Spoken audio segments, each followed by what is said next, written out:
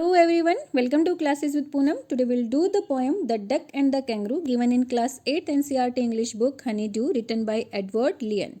In this poem we are going to read about the conversation between the duck and the kangaroo. So let's start. Two friends, the duck and the kangaroo, are about to set on a long pleasure trip. Pleasure means happy. Two friends, duck and kangaroo, एक happy trip पर जाने वाले हैं. The kangaroo, though happy to carry the duck all the way on the tip of his tail, is weary of her wet feet.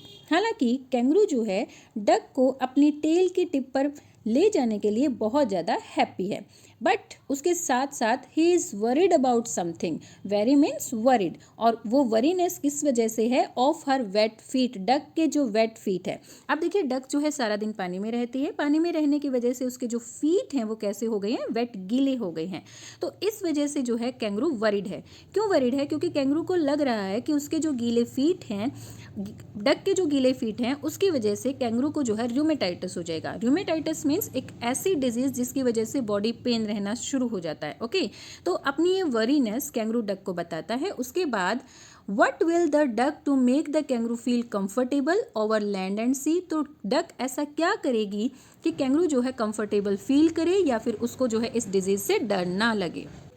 Let's find it how they go about it. तो चलिए find out करते हैं poem में कि किस तरह से वो अपने ट्रिप पर जाते हैं और किस तरह से जो है डक कैंगरू को कंफर्टेबल फील कराती है. Okay, said the duck to the kangaroo, God gracious how you hop over the field, the water too, as if you never would stop.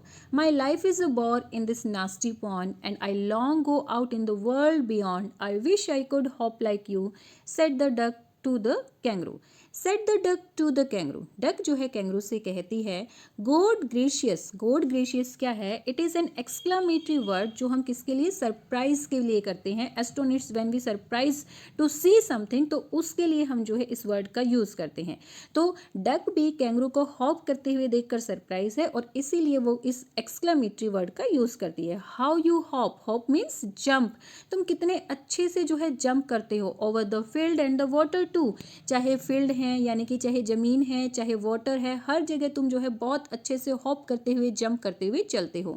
As if you never would stop. और तुम्हें देखकर ऐसा लगता है कि तुम जो है कभी नहीं रुकने वाले हो, क्योंकि वो जो है कहीं पर भी जा सकता है, पूरे वर्ल्ड में घूम सकता है, उसके लिए कोई भी जो है बाउंड्रीज नहीं है. Okay, my life is a bore in this nasty pond. आगे डक क्या कहती है? लेकिन मेरी लाइफ तो एक बहुत ही बोरिंग लाइफ है इस नास्टी. Nasty means bad. इस बुरे से, इस डर्टी से पॉन्ड में मेरी लाइफ तो बिल्कुल बोरिंग हो गई है, क्योंकि डक जो है सिर्फ पानी में ही रहती है और पानी में ही वो तैरती रहती है, तो वो पानी से बाहर तो जा ही नहीं सकती. तो डक इसीलिए कहती है कि यहाँ इस पॉन्ड में इधर से उधर जाकर जो है मैं बिल्कुल बोर हो गई हूँ और मेरी लाइफ जो है बिल्कुल बोरिंग लाइफ है.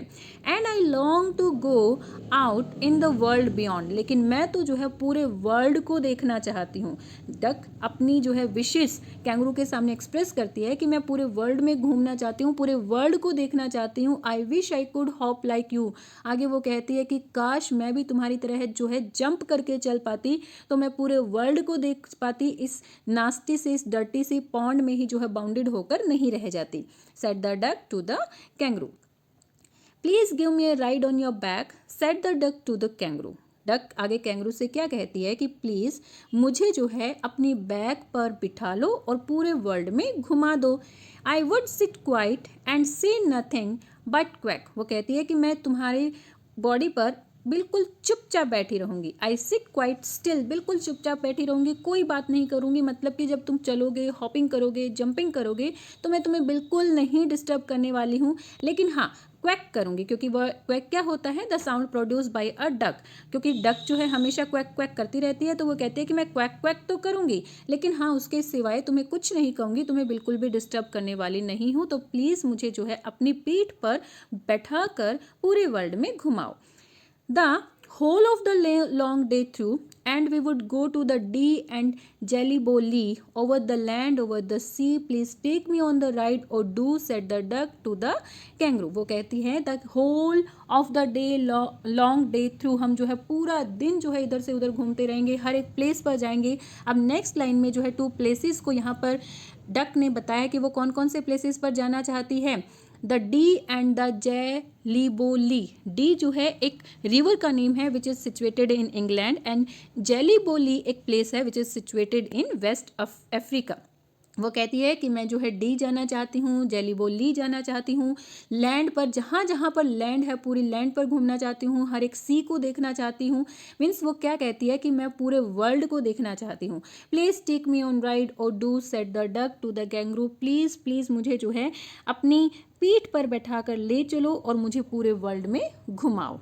Set the kangaroo to the duck. अब नेक्स्ट पैरा में कैंगरू डक से कहता है, क्या कहता है, this requires a little reflection, कि तुमने ये जो बात कही है कि भाई मुझे अपनी पीठ पर बिठा लो और पूरे वर्ल्ड में घुमा दो, इसके ऊपर मुझे अ लिटिल रिफ्लेक्शन मीन्स उसके ऊपर मुझे सोचने की ज़रूरत है।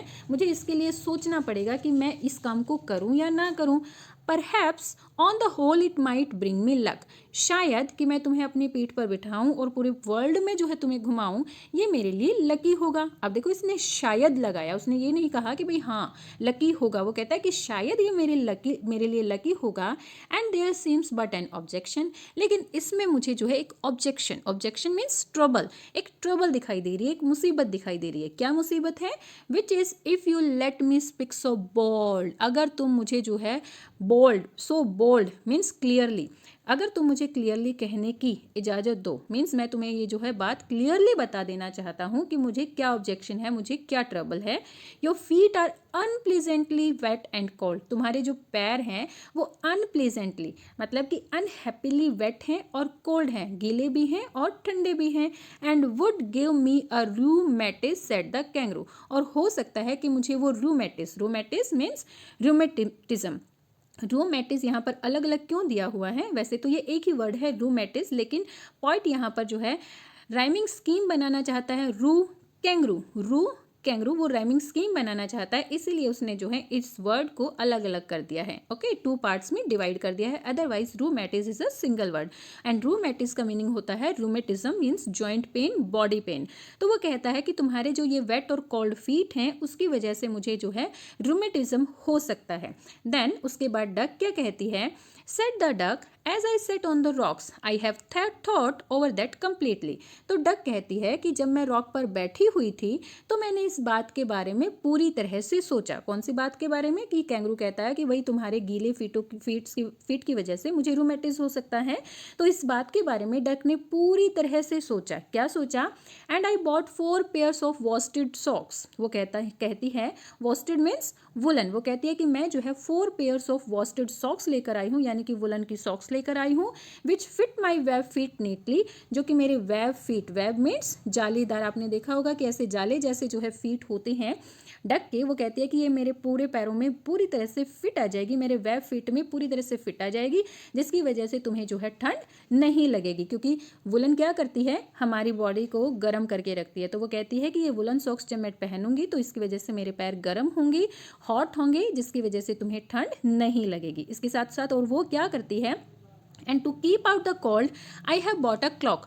क्लॉक का मीनिंग होता है like a shrug, means over, जो क्लॉथ्स होते हैं जो पूरी बॉडी को, ओवर कोट हम कह सकते हैं, जो पूरी बॉडी को कवर करते हैं from our shoulder to ankle.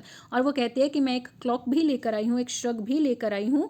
And every day a cigar I will smoke. और हर रोज़ जो है मैं एक सिगार भी पीऊँगी। सिगार पीने से क्या होगा? धुआं उठेगा और उसको कैंगरू को भी जो है वार्मथ मिलेगी, डक की बॉडी भी गर्म रहेगी, और कैंगरू को भी जब वो सिगार पिएगी तो जब वो जली हुई होगी तो कैंगरू को भी वार्मथ मिलेगी। तो वो कहते हैं कि हर रोज़ मैं जो है सिगार भी पीऊँगी। तो 3 थिंग्स जो है डक करती है ताकि कैंगरू कंफर्टेबल फील करे। क्या क्या? एक तो वो वॉस्टेड सॉक्स यानी कि वुलन सॉक्स लेकर आती है, क्लॉक लेकर आती है, और हर डे सिगार पीने का प्रॉमिस करती है। And to follow my own dear true love of a kangaroo. वो कहती है कि ये तीनों चीज़ें जो है मैं किस लिए करूँगी? अपने कैंगरू के लिए ही करूँगी, ताकि कैंगरू को कोई भी डिस्कम्फर्ट फील ना हो। ये सारी चीज़ें मैं करूँगी। ओके, तो डक की बात सुनकर कैंगरू क्या कहता है? Said the kangaroo, I am ready all in the moonlight pale. कैंगरू कहता है कि ठीक है।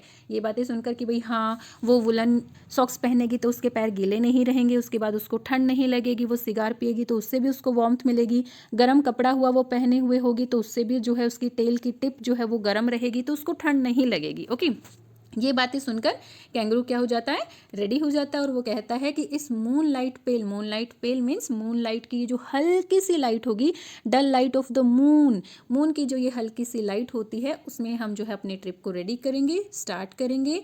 But to balance me well dear duck sit steadily, लेकिन आगे क्या कहता है कैंगरू, लेकिन मुझे अपना बैलेंस बनाए रखने के लिए डियर डक तुम्हें जो है स्टेडली मतलब मोशनलेस, पूरी तरह से फिक्स होकर फर्म होकर मेरी टिप पर बैठना होगा। अगर तुम हिली तो मेरा बैलेंस भी बिगड़ेगा और तुम भी नीचे गिर सकती हो। तो वो कहता है कि मोशनलेस होकर तुम्हें जो है मेरी टेल की टिप पर बैठना है and quite at the end of my tail, और मेरी टेल की टिप पर तुम बैठ जाना।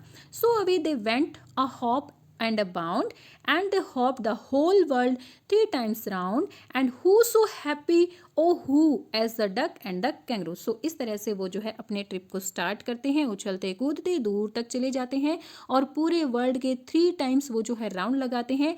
अब जो राइटर है, जो पोएट है, वो हमसे पूछ रहा है कि अब बताओ, 2 दोस्त हैं और दोनों दोस्त पूरे वर्ल्ड में जो है एक साथ घूम रहे हैं, हर एक चीज़ को देख रहे हैं, लैंड पर जा रहे हैं, सी पर जा रहे हैं, मीन्स अपने लाइफ को एंजॉय कर रहे हैं। तो पोएट हमसे पूछ रहा है कि आप मुझे बताओ कि डक और कैंगरू से हैप्पी कौन है, means they are the happiest person of the world. Okay, यहाँ पर इन लाइंस में पोइट ये कहना चाह रहा है कि वो जो है इस पूरे वर्ल्ड के हैप्पीएस्ट पर्सन हैं, क्योंकि फ्रेंड्स हैं और जब हम अपने फ्रेंड्स के साथ रहते हैं तो हैप्पी तो रहते ही हैं। अब डक एंड कैंगरू दोनों एक दूसरे के साथ हैं और फ्रेंड्स के साथ एक दूसरे के साथ घूम रहे हैं, तो they are the happiest persons in the world. Okay, so यहीं पर हमारी पोएम कंप्लीट होती है। I hope you got all the things in a very clear manner. Please let me know in the comment section. Like and share and subscribe my channel. Thank you, bye bye, keep learning.